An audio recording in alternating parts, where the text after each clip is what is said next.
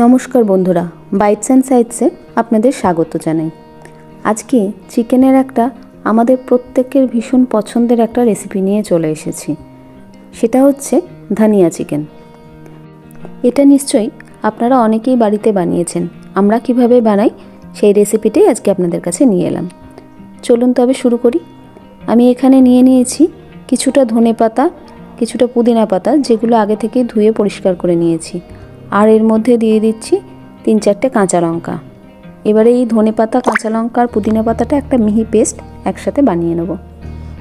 দেখুন আমরা একটা পেস্ট বানিয়ে নিয়েছি এখানে। এবার যে চিকেনটা ছিল সেটা ম্যারিনেট করে রেখেছি। এখানে আমার 500 গ্রাম মতো বোনলেস চিকেন ছিল, যার মধ্যে দিয়েছি সামান্য আদা রসুনের পেস্ট, একটু কাশ্মীরি মির্চা, নুন আর সামান্য সাদা তেল, এগুলো দিয়ে ম্যারিনেট করে রেখেছি। এবারে কড়াইয়ে তেল আর বাটার একসাথে দিয়ে গরম করে নেব। তেল বাটারটা গরম হয়ে গেলে ম্যারিনেট করা চিকেনগুলো এর মধ্যে এবার দিয়ে একটু ফ্রাই করে নিতে হবে। খুব বেশিক্ষণ চিকেন ফ্রাই করার কোনো দরকার নেই। সামান্য নাড়াচাড়া করে মিনিট 5 মতো একটু ভেজে নিলেই কিন্তু চিকেনটা রেডি হয়ে যাবে।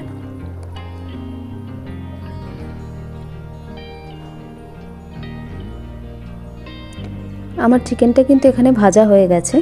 এবারে চিকেনটা তেল ঝরিয়ে তুলে নিচ্ছি। মাংসটা তোলা হয়ে গেলে ওই তেলের মধ্যেই আমি পেঁয়াজ কুচনো দিয়ে দিচ্ছি। আমি এখানে পেঁয়াজ বা অন্যান্য সব কিছুরই পরিমাণ কিছু জানালাম না, কেননা আপনারা মাংসের পরিমাণ অনুযায়ী সেগুলো কম বা বেশি করে নেবেন। এবারে আমি পেঁয়াজগুলো একটু ভেজে নেব। পেঁয়াজটা আমার একটু ভাজা হয়ে গেছে। আমি এই পেঁয়াজের মধ্যে একটা শুকনো লঙ্কা আর একটা দারচিনির টুকরো, 2টো এলাচ ফোড়নে দিচ্ছি। অ্যাকচুয়ালি এটা তোমরা তেলে আগেও ফোড়নে দিতে পারো, তাতে কোনো অসুবিধা নেই। পেঁয়াজের সাথে এগুলো একটু ভাজা হয়ে গেলে আদা রসুনের পেস্ট এর মধ্যে অ্যাড করছি।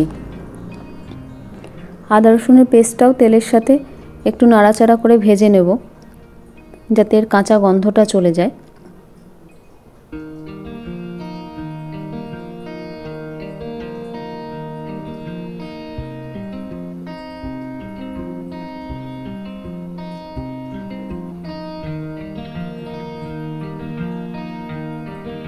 আমার আদা রসুন পেঁয়াজটা মোটামুটি ভাজা হয়ে গেছে।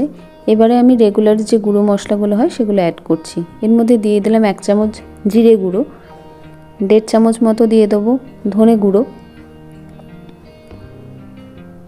আর এই রান্নাটায় না হলুদ অ্যাড করব না। এরপরে দিয়ে দিচ্ছি এর মধ্যে সামান্য কাশ্মীরি মির্চা।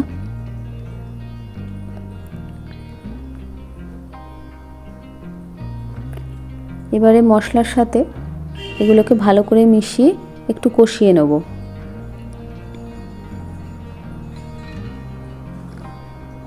যদি তোমাদের মনে হয় এখানে একটু জল অ্যাড করবে, লেগে যাচ্ছে, তাহলে সামান্য পরিমাণে জল অ্যাড করে দিও। এবারে এর মধ্যে দিয়ে দিলাম একটু নুন আর স্বাদমতো সামান্য চিনি।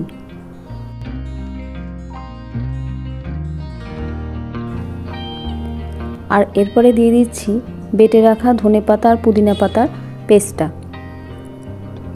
এবারে ধনেপাতা পুদিনা পাতার সাথেও মশলাটা ভালো করে একটু সময় নিয়ে কষাতে হবে।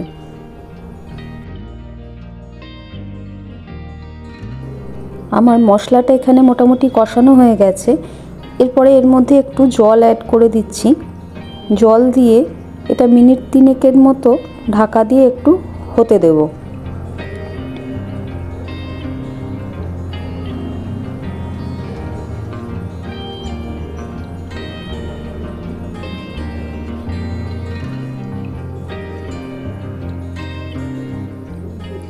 ঢাকা খুলে দেখো আমার মোটামুটি মশলা কিন্তু একদম রেডি হয়ে গেছে, সেটা তোমরা দেখে বুঝতে পারছো। এবারে এর মধ্যে অ্যাড করে দেবো ভেজে রাখা চিকেনের টুকরোগুলো।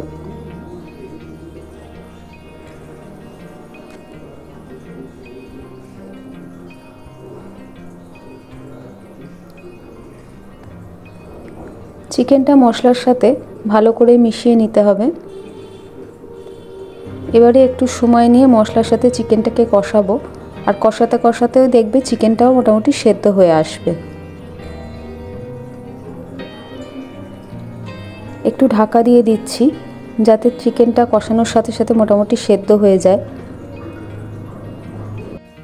আমি মাঝে একবার ঢাকাটা খুলে একটু মাংসটা নেড়ে দিচ্ছি, কেননা এটাই তো বেশি ঝোল হবে না, তো তলায় লেগে যাওয়ার একটা সম্ভাবনা থাকে।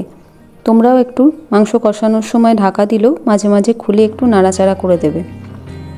আমি এটা আরেকবার ঢাকা দিয়ে দিচ্ছি, মাংসটা আরেকটু সেদ্ধ হয়ে যাবে। ফিরে আসছি মিনিট 3-4 পর। মাংসটা কিন্তু এখানে একদম সুন্দরভাবে সেদ্ধ হয়ে গেছে। এরপরে এর মধ্যে অ্যাড করে দিচ্ছি সামান্য কাসুরি মেথি। এটা কিন্তু অবশ্যই অ্যাড করবে। হাতে এইভাবে ক্রাশ করে কাসুরি মেথিটা অ্যাড করে দিচ্ছি। কাসুরি মেথিটা অ্যাড করে একটু নাড়াচাড়া করে দিলেই আমার রান্নাটা কিন্তু একদম কমপ্লিট। তোমরা অবশ্যই একবার এইভাবে ট্রাই করো। এটা রুটি পরোটার সাথে কিন্তু খুব ভালো লাগে। আর আমাকে অবশ্যই জানিও তোমাদের কেমন লাগলো রান্নাটা। আর রান্নাটা যদি ভালো লাগে প্লিজ একটা লাইক করে বন্ধুদের সাথে শেয়ার করে দিও। আর আমার চ্যানেলটা সাবস্ক্রাইব করতে ভুলো না কিন্তু। খুব তাড়াতাড়ি দেখা হবে অন্য একটা ভিডিওতে। সবাই ভালো থেকো, সুস্থ থেকো।